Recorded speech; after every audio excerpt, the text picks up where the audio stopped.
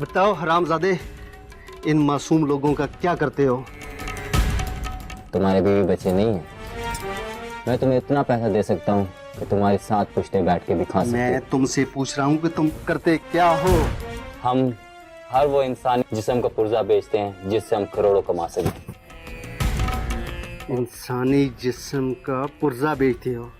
This is your business.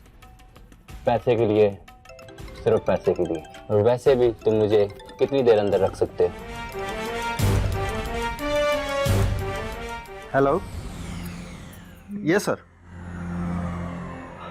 No sir,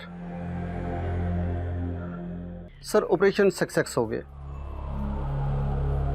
I am sorry sir. Sir सब cross firing में।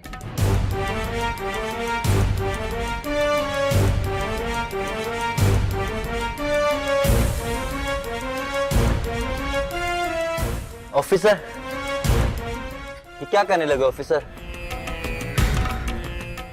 तुम्हारे जैसे लोगों को जिंदा रहने का कोई हक नहीं है।